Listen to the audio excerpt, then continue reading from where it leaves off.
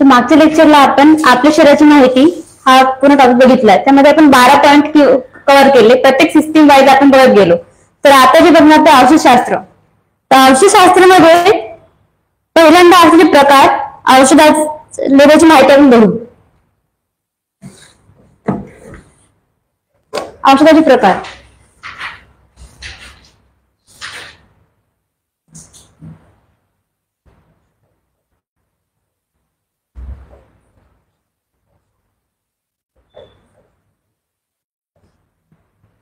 पहिला औषधाचे प्रकार.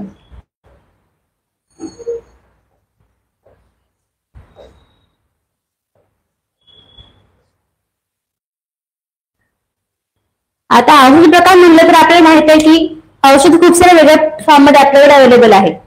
तर काही आहे ते पावडर फॉर्म मध्ये, काही लिक्विडच्या फॉर्म मध्ये आहे. ठीक आहे. तर हे बघितलं आपण. हे कसं आहे? लिक्विडच्या फॉर्म मध्ये. ठीक आहे. टिंक्चर, आयोडीन टिंक्चर, USP म्हणतात. हे जे आहे ते टॅबलेट, गोळ्याच्या फॉर्म मध्ये. ठीक आहे.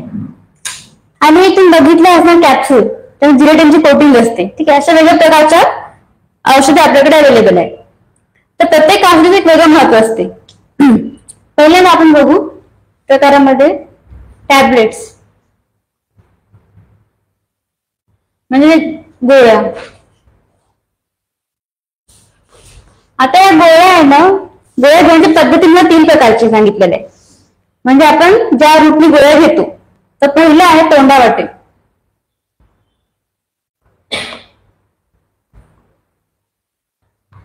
त्याला म्हणतात ओरल रूट. दुसरा मार्ग आहे योनी मार्ग.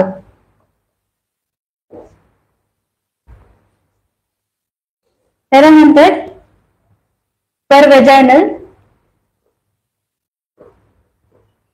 किंवा याला दुसरं नाव आहे पॅसियरी. आणि तिसरा आहे गुदमार्गातून. त्याला म्हणतात रेक्टल किंवा पर रेक्टल. ठीक आहे.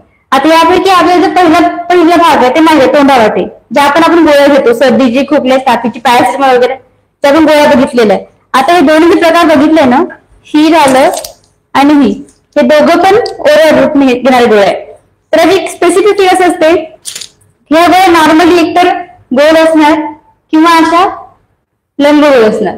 दोनच प्रकारच्या आपण ओरल रूटने ह्या गोळ्या बघतो. पण ज्या योनी मार्गात ठेवणाऱ्या गोळ्या ज्या आहेत ना, त्यांची स्पेसिफिक खासियत अशी आहे की ते एकतर त्रिकोणी किंवा लंबगोल असतात. त्रिकोणी किंवा लंबगोल. आणि गुदमार्गात मॅक्झिमम लंबगोल असतात.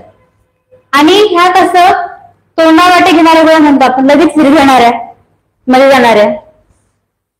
ह्या नाही का, यालाच अजून एक नाव आहे सपोजिटरी. गुदमार्गात जे गोळ्या घेतात ना त्याला सपोजिटरी म्हणते.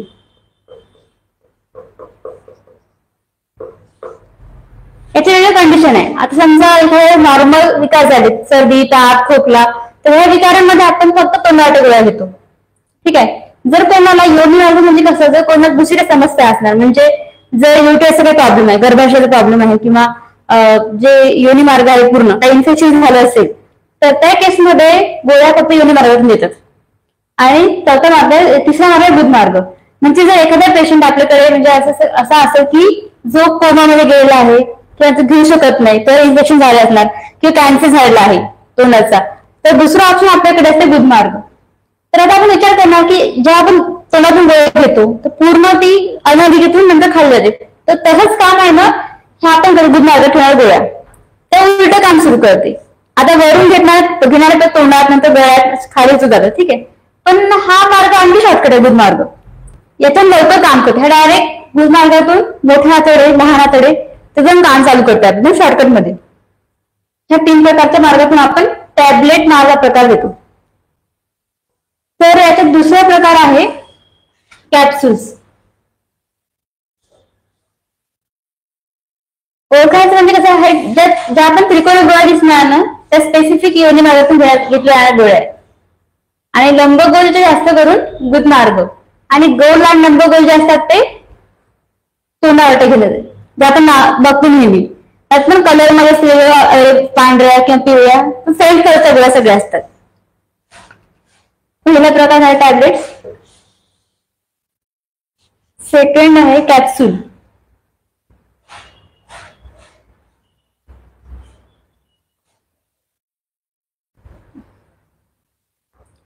तर कॅप्सूल आणि टॅबलेट या दोघांमध्ये एक मेन डिफरन्स काय असतो सांगा. एक टॅबलेट आणि कॅप्सूल. ते कसं असतं की कडू पावडर असते, त्यामुळे नाही का त्याला जिलेटिन मध्ये कव्हर करून देते. आणि जिलेटिनची खास कशी असते की जिलेटिन जे असते ना, जिलेटिन नावाचा पदार्थ हा विरघळतो मध्ये जाऊन, विरघळणारा असतो हा.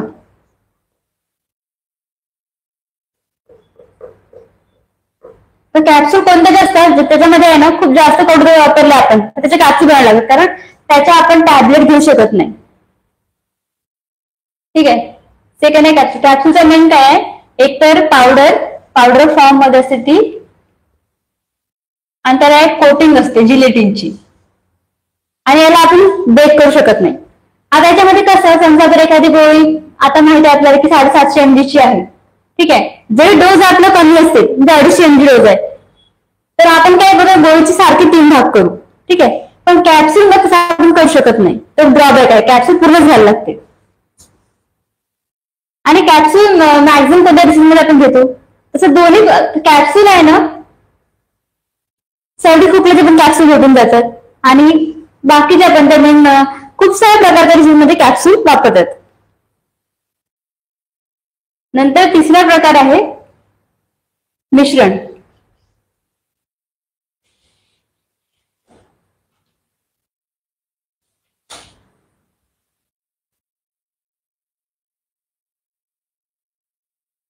मिश्रण म्हणजे कसं असतं की कंपाऊंड, इथे याच्यामध्ये आहे ना अलग अलग मिक्सचर. म्हणजे जर तुम्हाला एका जाऊन पॅरासिटामॉल बघितलेलं आहे, पॅरासिटामॉल, तर ही फक्त एकच गोळी नाही, याच्यामध्ये खूप साऱ्या प्रकारचे मिश्रण असते. औषध पण त्याचं वेगळ्या प्रकारचं औषध मिश्रण केलेलं असते. आता हे खोकल्याचे जे असणार किंवा ते आपलं डायरिया डिसेंट्री वगैरे तसे, त्यामध्ये कसं असते की ते मिश्रण असते, ते बॉटल जी असते ना ती हलवून घ्यायला लागते. नाहीतर ते कसं, त्याच इंग्लिशमध्ये नाव म्हणलं तर सिरप, त्याच इंग्लिशमध्ये नाव म्हणलं तर सिरप.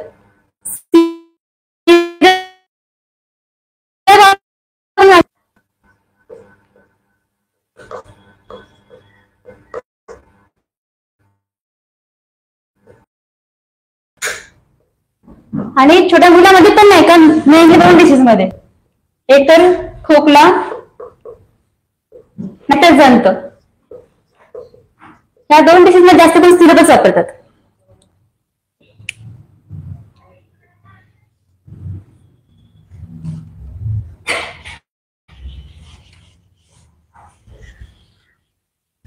ठीक आहे. याच्यानंतर आहे पावडर फॉर्म. ठीक आहे. तर पावडर फॉर्मचं कसं असते की जी बॉटल असते ना त्याच्यामध्ये पावडर कंटेंट दिलेलं असते. समजा आता एखादी बॉटल असते त्यामुळे 50 ग्राम 25 ग्राम पर्यंत पावडर दिलं असणार, आणि त्या पावडरची एक अशी कंडिशन असते की समजा 25 ग्राम पावडर दिलं तर ते 2 दिवस संपलं पाहिजे. तर स्पेसिफिक ते सांगतात की त्यामध्ये 100 ml पाणी मिक्स करून म्हणजे जे कॉन्सन्ट्रेट असते मिक्सचर तर डायल्यूट करायचं 100 ml पाणी टाकून, आणि 2 ते 3 दिवसात ते यूज झालं पाहिजे, त्याला टिकू शकत नाही. म्हणून ते लिक्विड फॉर्ममध्ये ठेवत नाहीत, ते याला ड्राय करून देतात. हे झाले मेनली प्रकार. हे फक्त इंटरनल साठी. आता बाह्य प्रकार म्हणजे काय काय येणार, लेप, ऑइंटमेंट जे आपण म्हणतो मलम,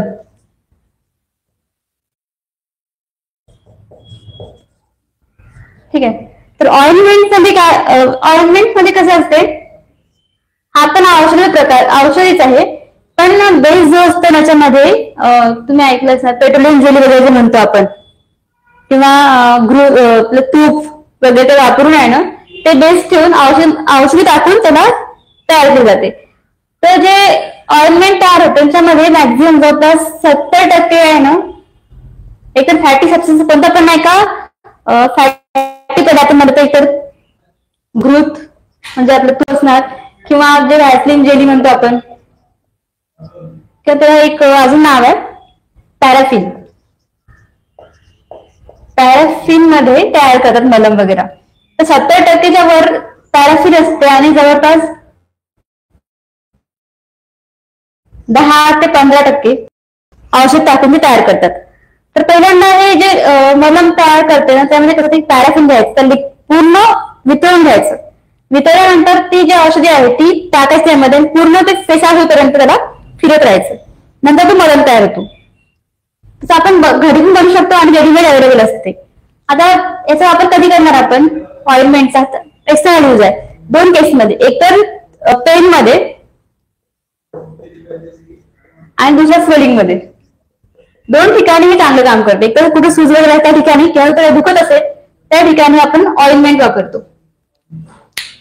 आणखी एक प्रकार आहे इंटरनल राहिलेला, तर टिंक्चर कमी एक्स्ट्रॅक्ट 2 मिली 3 मिली असं घेऊन त्याचं अल्कोहोल मध्ये असे टाकून त्याला टिंक्चर मिळते. ज्या ठिकाणी टिंक्चर हा शब्द येईल ना ते म्हणजे अल्कोहोल हाही दिसतं ना आयोडीन टिंक्चर USP. तर याच्यामध्ये दिलेलं आहे अल्कोहोलची मात्रा जवळपास 40 ते 50% अल्कोहोल याच्यामध्ये. त्या अल्कोहोल मध्ये पण काय त्याची एक्सपायरी कमी असते,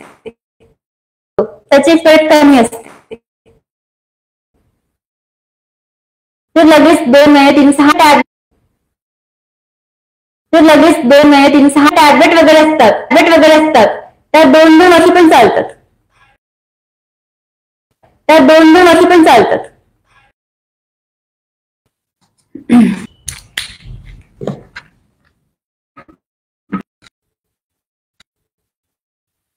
मॅन्युफॅक्चरिंग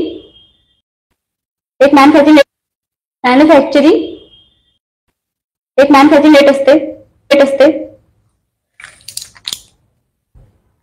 2 मिनिट स्टॉप करा.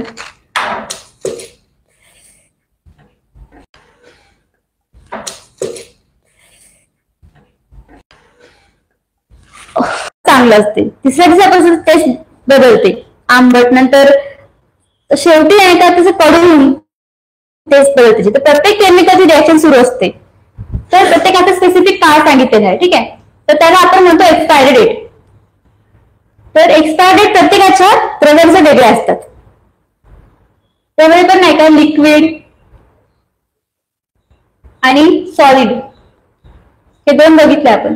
लिक्विडची किती असते 6 मंथ 6 महिन्यापर्यंत एवढी. सॉलिड मध्ये 2 ते 3 वर्ष, ठीक आहे. आणि काही जे बघतो आपण त्याचे 3 वर्ष 4 वर्ष आणखी वाढत जाते. आणि काही ठराविक आपण जर याच्या बघितल्या असणार डायरिया वगैरेच्या गोळ्या जास्त टिकत नाहीत, ते जास्त करून 3 महिने 4 महिने त्याची एक्सपायरी डेट असते, ठीक आहे. नंतर असते मॅन्युफॅक्चरिंग डेट आणि म्हणजे असं बनलं कधी. तर काही ठिकाणी कसं असते आपण बघितलं असणार तर टॅबलेट जे असतात ना ते दोन्ही पण असते, बनण्याची तारीख तर असते. समजा एखादी तारीख 25/6/24 ला ते बनलेलं आहे आणि 27/4/28 ला त्याची मुलं संपणार आहे. डायरेक्ट दिलेलं असते तारीख. पण काय सिरप जे असतात ना त्यावर कसं टाकलेलं असते की एक फक्त एमएल डेट म्हणजे त्याची बनण्याची तारीख सांगितलेली असते. समजा ही आहे त्याची एमएलची डेट, मॅन्युफॅक्चरिंग डेट, आणि इथे सांगतात की best before 6 month 2 years 3 years असं सांगतात. त्या ठिकाणी मग महत्वाचं असते मॅन्युफॅक्चरिंग डेट काय त्याची. मग तुला आपण ठरवतो की 6 महिने म्हणजे कुठपर्यंत घेतलं पाहिजे, ठीक आहे. नंतर प्राइस आपण बघतोच पहिल्यांदा. आपण दुसरं काय बघितलं तर आपण प्राइस बघतो तेव्हा ते कळते आपल्याला. याच्यामध्ये मेन कंटेंट आहे सोडियम. असं जे कंटेंट बघून आपण अंदाज लावत असते कोणती गोळी नेमकी आहे. आता कंपनीचं नाव खूप बदलतात, म्हणजे एकच मेडिसिन बनवण्यास 1700-100 कंपनीज आपल्याकडे आहेत. तर ते प्रत्येकानं आपल्याला काहीतरी वेगळं नाव दिलं जाते प्रत्येक कंपनीचं. पण नाही का जर आपण एक म्हणलं की पॅरासिटामॉल, तर पॅरासिटामॉलचं जे कंटेंट असते ते फिक्स असते की ज्यामध्ये किती मात्रेमध्ये सोडियम आहे, किती मात्रेमध्ये काय आहे, सगळ्या केमिकलचं एक ठरवून असते. पण म्हणून नाही का आपल्याला कंटेंट इम्पॉर्टंट आहे. म्हणजे काही जर बदललं, समजा पॅरासिटामॉल एक जण काहीतरी वेगळंच म्हणताय, काय आपलं कोणी क्रोसिन नाव दिलं असणार, काहीतरी वेगळंच 10 नाव आपण बघतो एकाच गोळीसाठी. तर आता ही सायरोन बघतो, ठीक आहे. ही पण बघायचीच गोळी आहे. आता ही क्रोसिन आहे, ही पण आपण सर्दी आणि डोके वापरू शकतो, पण तरी एकच वेगळं नाव आहे. तर आपण बघणार काय याच्यामध्ये कंटेंट नेमकं काय दिलं याच्यामध्ये. आता काय ते पॅरासिटामॉल अँड कॅफिन दिलंय. ठीक आहे, याचं कंटेंट मध्ये काय दिलंय, पॅरासिटामॉल 5 सिरीज टॅबलेट. ठीक आहे, दोघांमध्ये पण पॅरासिटामॉल कॉमन आहे. तर आपण ही गोळी कशी ओळखणार, कंटेंट बघून. नाव त्याचं काही चालते, फक्त काय घेतलेलं आहे, किती प्रमाणात घेतलं आहे त्यासाठी इम्पॉर्टंट आहे, म्हणून कंटेंट एक इम्पॉर्टंट असते.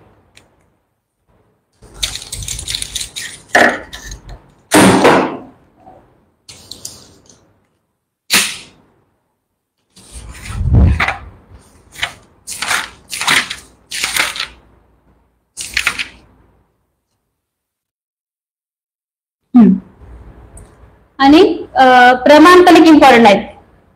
ठीक आहे, तर काही ठिकाणी दिलं असते की एक टॅबलेट आहे, समजा PCM 750 आणि PCM 500. ठीक आहे, असं आपण नाव बघतो, काही 750 आहे, काही 500 आहे. ठीक आहे, तर हे कसं टॅबलेट मध्ये जे कंटेंट आपण घेतलेलं आहे त्याचं प्रमाण ते सांगतात. तर आणि जर डोस सांगितला असणार आपल्याला 250. ठीक आहे, तर आपण काय करणार, ते 750 mg टॅबलेट आहे तर 3 भाग करणार, आणि जर 500 घेतलं असणार आपण पॉकेट तर याचे 2 भाग करणार.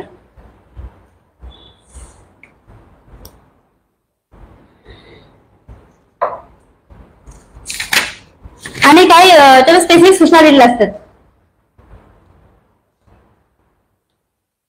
की सनलाईट मध्ये ठेवायचं आहे की फ्रीज मध्ये ठेवायचं आहे, ते चालेल. हा, तर काय सूचना दिल्या असते की प्लेस इन ड्राय प्लेस. ठीक आहे, तर म्हणजे ते लगेच त्याला थंडायला लागते काही काही औषधीला, तर ते जी सूचना असते ना ते बरोबर बघितलं पाहिजे आपण.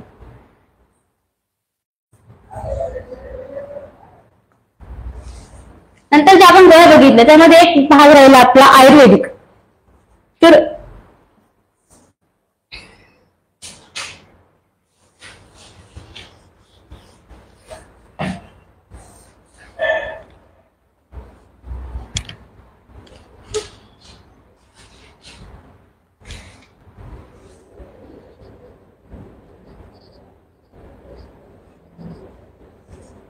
ज्या आपण आयुर्वेद असतात त्याच्यामध्ये मेनली आपण काय बघतो, घृत असते, आसव, आरिष्ट, त्या प्रकारचे असतात ना, सगळे आयुर्वेद मध्ये आहे.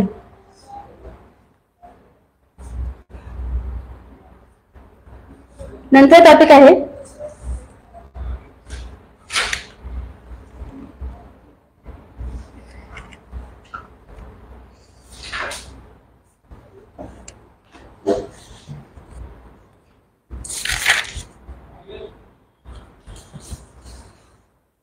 मात्रा आणि डोस.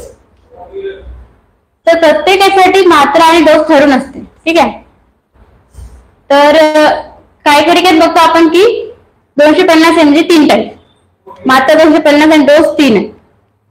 तर कोणती गोळी किती काळामध्ये आणि कशी दिली पाहिजे.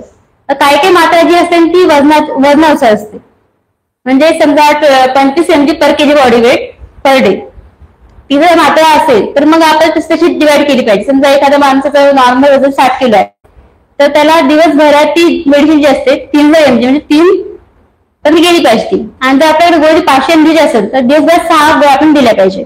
तर असं त्याचं ठरवून असते मात्रा. काही असते वयानुसार मात्रा असते, काही असते वजनानुसार, काही पण BMI नुसार, काही डिसीज नुसार. समजा आता नॉर्मल डिसीज आहे एखादा तर त्याची मात्रा कमी असणार, आणि काही मध्ये कसं की मात्रेमध्ये सांगितलं असतं की BD, TDS किंवा OD असे आपण बघतो त्यामध्ये दिले असणार. जे OD म्हणजे असते ना, वन्स अ डे, म्हणजे दिवसात एकदाच घ्यायचं OD. नंतर असते BD, दिवसामध्ये 2दा. नंतर TDS 3दा दिवसामध्ये, मग QDS एका दिवसामध्ये 4दा. अशी ती गोळ्याची ती ठरवून असते. आणि एक असते SS म्हणजे गरजेनुसार पुन्हा पुन्हा आपण देतो ते. नंतर आहे स्टॅट म्हणजे ताबडतोब. असे मेनली डॉक्टर शॉर्ट फॉर्म लिहून देतात की ही गोळी आहे, ही ओडी, बीडी, टीडीएस, क्यूडीएस, एसओएस, स्टॅट. ओडी म्हणलं तर वन्स डे एकदाच घ्यायची, बीडी दिवसामध्ये 2दा, टीडीएस 3दा, क्यूडीएस 4दा, एसओएस गरजेनुसार पुन्हा पुन्हा घेऊ आपण वाढू घेऊ शकतो, आणि स्टॅट मध्ये ताबडतोब. आणि काही काही गोळ्या असे असतात की दिवसामध्ये 4 तास अंतराने घ्यायचे असतात, तर त्याची टाइम पण ठेवून दिली अशी.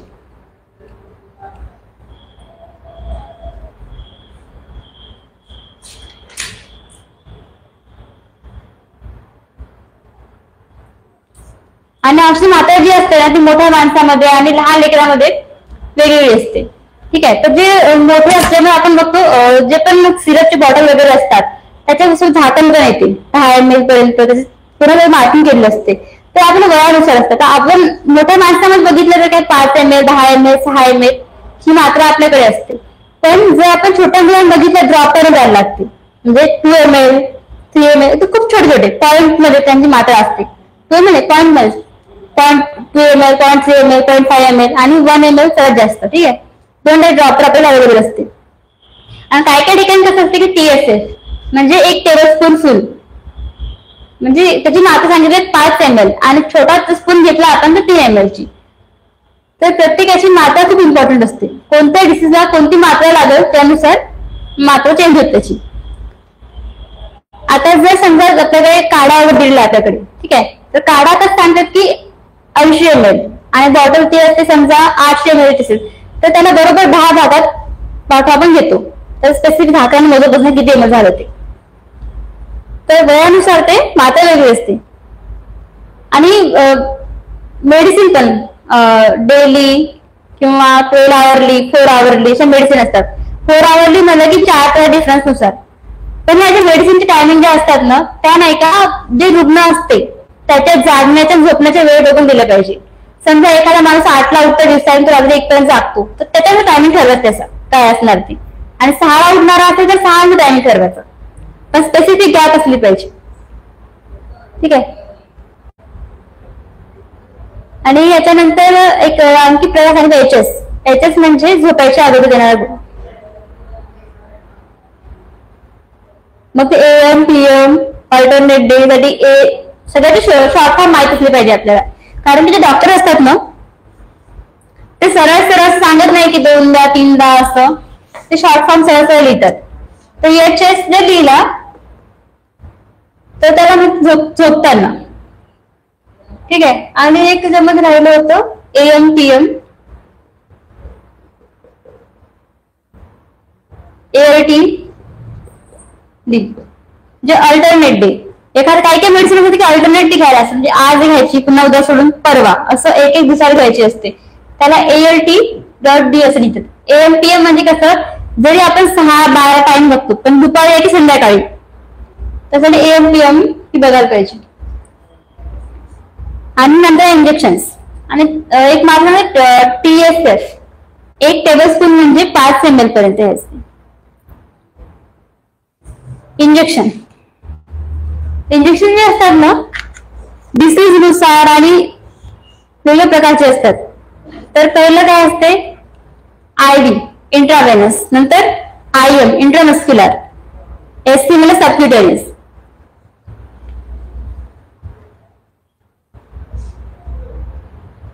इंट्राव्हेनस, इंट्रामस्क्युलर, सबक्युटेनियस नॉर्मली आपण घेतो. मग डर्मल, इंट्राडर्मल डिसीज नुसार. आता इंट्राव्हेनस कोणत्या असतात जे रक्ताचे विकार वगैरे असते किंवा जे आपण सलाईन वगैरे सगळे घेतो ते इंट्राव्हेनस असते. ठीक आहे. ते इंट्राडर्मल मॅक्झिमम कोणते घेते आपले हे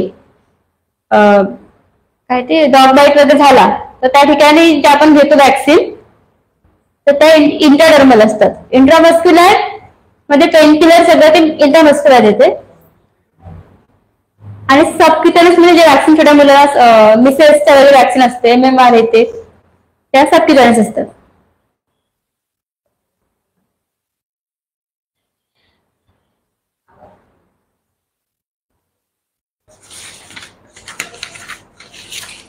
त्यानंतर आहे आयुर्वेदिक औषधे वापरण्याच्या पद्धती. तर आयुर्वेदिक औषधामध्ये आपण बघू प्रकार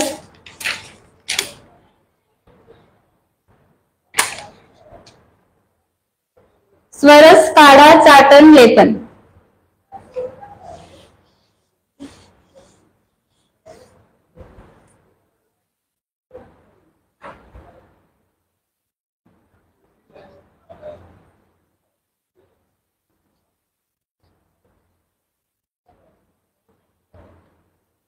ठीक आहे, पहिला आपण बघू स्वरस. स्वरस, स्वरसचा मीनिंग काय होता आपण तो शब्द बघितला तर स्वतःच रस. ज्या पण एका वनस्पती असतात ना त्याला सीझनल वनस्पती, तुळशी घेतला आपण ते त्याला एकदम पेस्ट तयार करायची, कापडातून ते गाळून घ्यायचं आणि जे स्वरस वगैरे असतात ना तुरट, तिखट, काही तिखट आणि काही कडू या चवीचे असतात.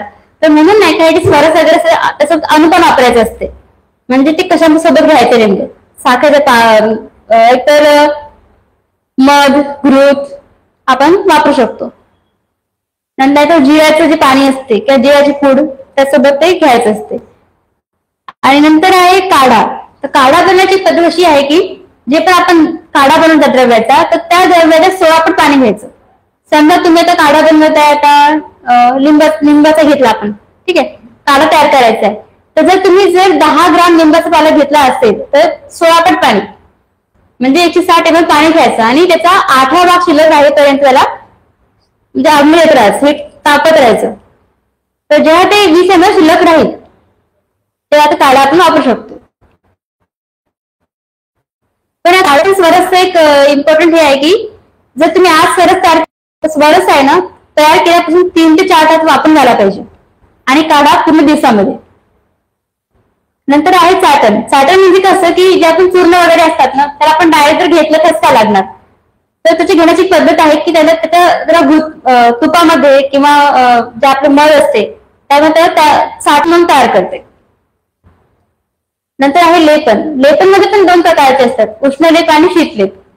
तर लेपनचा अर्थ फक्त एवढा होतो की कशाच तरी त्वचा काहीतरी लावणं एवढा. तर लेपन मध्ये 2 प्रकारचे सांगितले, उष्ण आणि शीत. तर काही काही ठिकाणी उष्णलेप आपण लावू शकत नाही, जसं की उघडी जखम जर असेल त्या ठिकाणी उष्णलेप लावता येत नाही आणि स्तन त्या पण उष्णलेप लावता येत नाही. लेपनचा आपण बघितलं आपण बघा की 2 ठिकाणी आपण करतो, एकतर पेन असेल त्या ठिकाणी नाहीतर सूज असेल त्या ठिकाणी.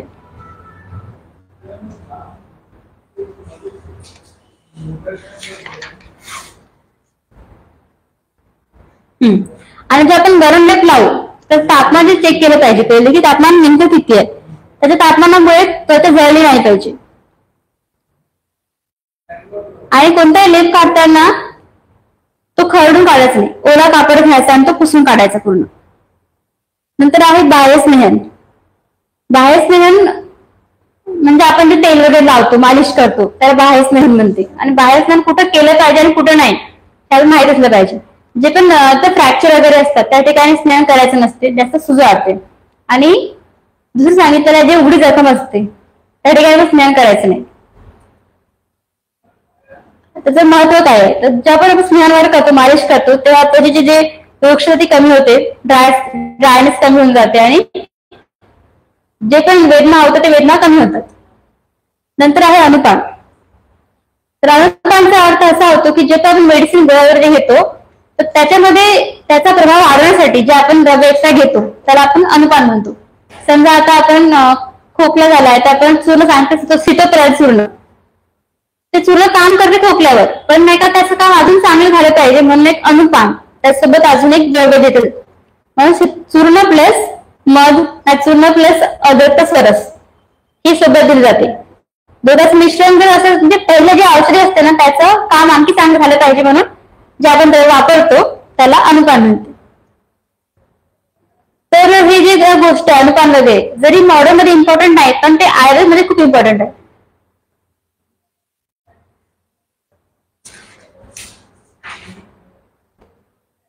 ठीक आहे, आता आपण जे तीन पार्ट बघितले औषधशास्त्रामध्ये. पहिलं होतं की औषधी प्रकार आणि मात्रा, प्रकार आणि लेबलवर कोणती कोणती माहिती बघायला पाहिजे. सेकंड मध्ये आहे मात्रा आणि प्रमाण, आणि तिसरा आहे आयुर्वेदिक औषधी. त्याच्यामध्ये काही डाऊट आहे का, म्हणजे एखादं काही समजलं नाही असं? अनुपान म्हणजे समजलं ना काय असते?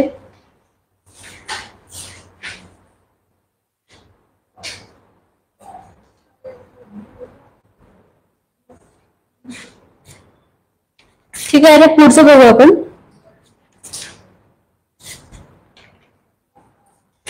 तर नेक्स्ट पॉइंट चालू होते आपला रुग्ण सहाय्य सेवा. तर पहिला पॉइंट त्याच्यामध्ये रुग्णाची दैनंदिन देखभाल. आता जे रुग्ण असतात ना, रुग्ण दोन प्रकारचे आहेत आपण, एक तर स्वावलंबी आणि परावलंबी. जो रुग्ण असा नुकताच बीमार पडलेला आहे, जो आपले कामं करू शकतो, तो स्वावलंबी. आणि जो पूर्ण बेडला खिळलेला आहे, खूप आधीपासून बेडवर झोपलेला आहे, तो परावलंबी. तर दोघांची काळजी आपण घेतो तर प्रकार दोन वेगळे आहे. जो पण स्वावलंबी रुग्ण असतो त्याच्यामध्ये कसं सांगितलेलं आहे की आपण त्याला सूचना देऊन तो काम करून घेईल. ठीक आहे, समजा आता सुरुवात आपण केली होती, काळजी कशी घ्यायची, तोंडापासून सुरुवात केली तर व्यवस्थित ब्रश करणं, 2 टाइम ब्रश करायचा आणि खाल्ल्यानंतर चूळ भरणं आणि जे पण आपण जे पण खाता पितो त्यानंतर तोंडाची स्वच्छता करत राहणं. पहिले तोंडाची, पुन्हा केसाची म्हणलं तर तेल लावून केस विंचरणं आणि नंतर आंघोळ वगैरे करणं. प्रत्येक पार्ट स्वच्छ राहायला पाहिजे म्हणून आपण ते काळजी घेतो. पण स्वावलंबीमध्ये फक्त सूचना देऊन होऊन जाते काम. पण जे परावलंबी रुग्ण असतात त्याच्यामध्ये कसं की स्वतःला करून घ्यायला लागते, त्याला बेसिक सगळं अरेंज करून द्यायला लागते. म्हणजे कसं त्याला मलपात्र आणि सगळं जागेवर दिलं पाहिजे. सांगितलेलं आहे की एकतर त्याला ब्रशनी आपण हे करून दिलं पाहिजे, नाहीतर एक गॉज पीस जे असते त्याचा पेस्ट सगळं लावून त्याला दात क्लीन करून दिली पाहिजे. म्हणजे डायरेक्ट त्याची करायला लागतात, त्याची मुवमेंट तो करू शकत नाही. तर त्याला जेव्हा गरज असेल तेव्हा त्याला बेसिक पॅन देणं, ते काम करायला लागते.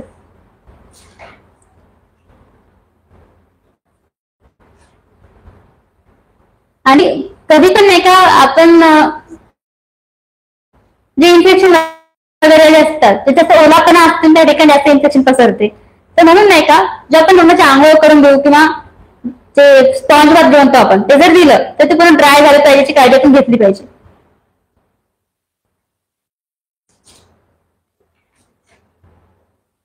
नंतर सांगितलेलं बिछाना. आता जो रुग्ण आहे तो काही उठत बसत फिरत म्हणजे फिरू शकत नाही, उठू शकत नाही, बसू शकत नाही, तर त्याच ठिकाणी आपण त्याचा तो बेड जो असतो तो कसा असला पाहिजे त्यात सांगितलेला आहे. जो नॉर्मल बिछाना असतो त्यामध्ये काय काय आवश्यक आपल्याला आहे, सतरंजी, स्वच्छ गादी, मोठी चादर, पांघरण, जाड चादर, ब्लँकेट आणि मच्छरदाणी. हे स्पेसिफिक साहित्य आपल्याला पाहिजे साधा बिछाना तयार करण्यासाठी. आणि काय काही जर रुग्ण जर एकदमच म्हणजे परावलंबी रुग्ण आहे जे आपण काही मुवमेंट करू शकत नाही त्यासाठी वेगळी अरेंजमेंट केली पाहिजे. त्यामुळे सांगितलेलं आहे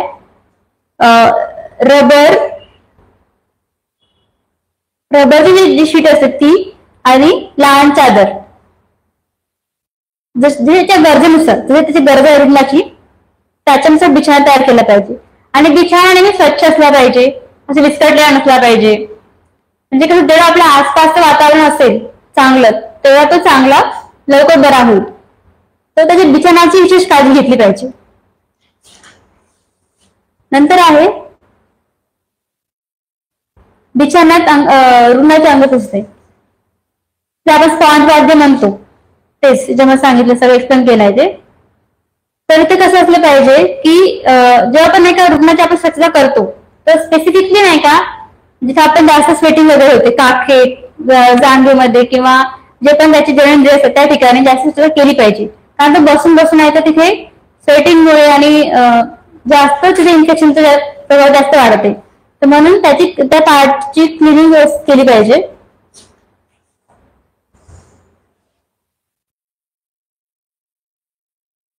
आणि आपण जेव्हा आपण रुग्णाच्या आसपास असतो तर त्याला अनकम्फर्टेबल वाटलं नाही पाहिजे, याची आपण काळजी घेतली पाहिजे.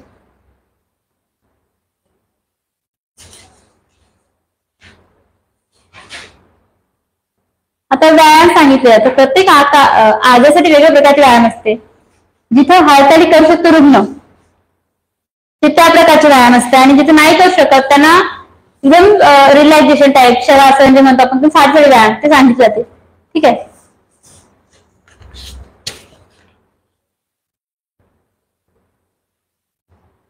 आता जे प्रत्येक डिसीज आहे ना त्यानुसार व्यायामाचे सांगितलेले आहे वेगळे.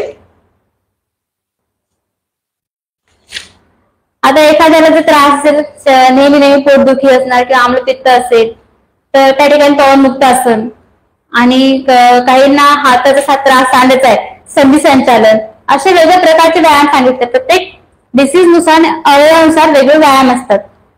त्यात नाव स्पेसिफिक नाही सांगितलेले, पण तरी सक्रिय कुठे व्यायाम, सक्रिय व्यायामाचे परिणाम आणि सक्रियचे फायदे आणि कोणत्या रुग्णासाठी व्यायाम गरजेचा आहे ते सांगितलेले आहे. आता ऍक्टिव्ह आणि पॅसिव्ह म्हणजे कसं की सक्रिय, जो रुग्ण स्वतःहून करतो तो सक्रिय आणि दुसऱ्यानं करून दिलं ते निष्क्रिय. दोन प्रकारचे व्यायाम सांगितलेले आहेत. आणि त्याची अवस्था पण ते एकदा बघून घ्या.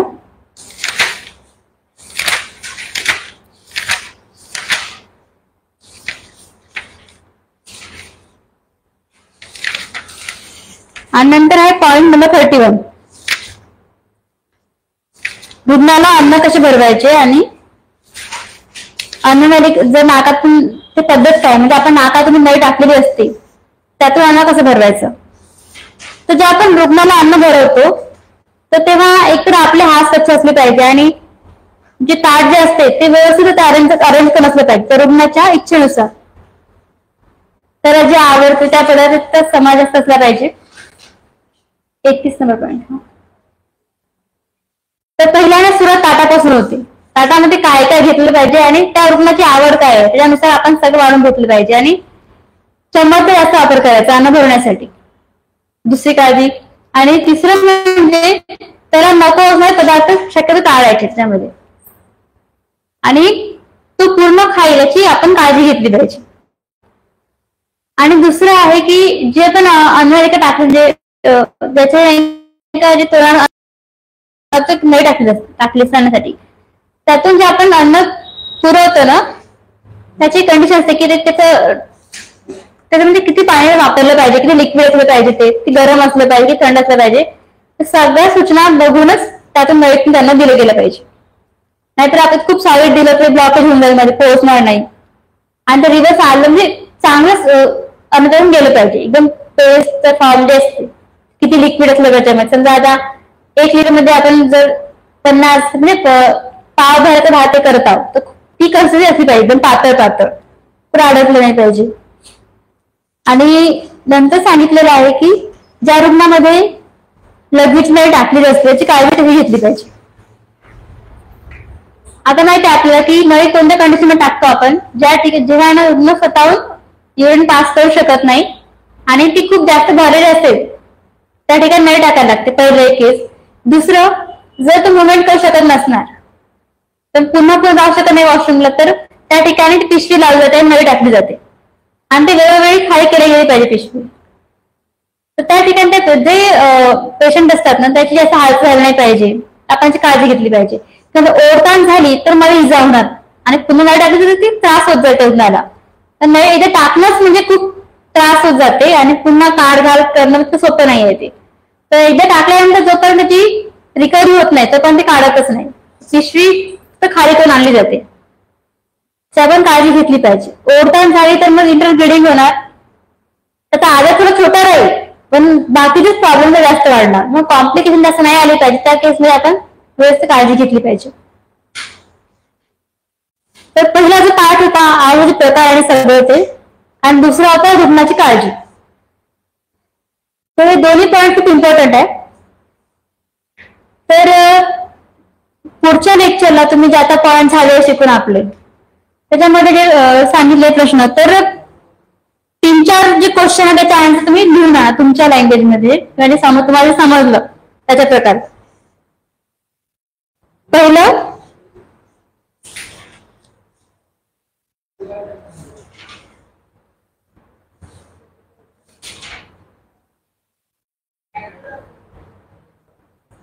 लेबलवरची माहिती का पाहावी, जे पण मेडिसिन लेबल असते ते. दुसरं, अनुपान म्हणजे काय.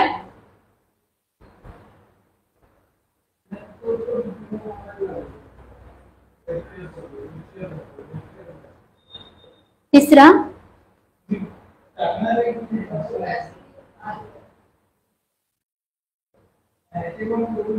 आयुर्वेद औषधी पद्धती.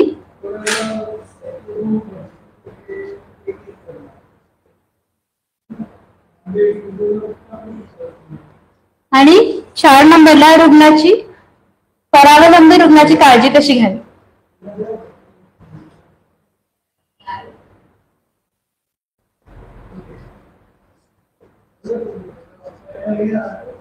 हे 4ही प्रश्न आहे ना, त्याचे उत्तर ओळखून आलं का. परावलंबी रुग्णाची काळजी कशी घ्यावी.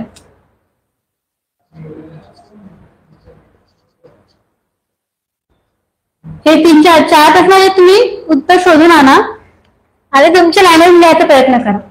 आणि जो पण पाठ वगैरे शिकून तर त्याच्यावर आहे ना स्वतः जे प्रश्न दिले आहेत मागचे ते सोडून बघत राहा. तुम्हाला लिहायला पण सोपं जाईल आणि प्रॅक्टिस होत राहील रेग्युलर असं.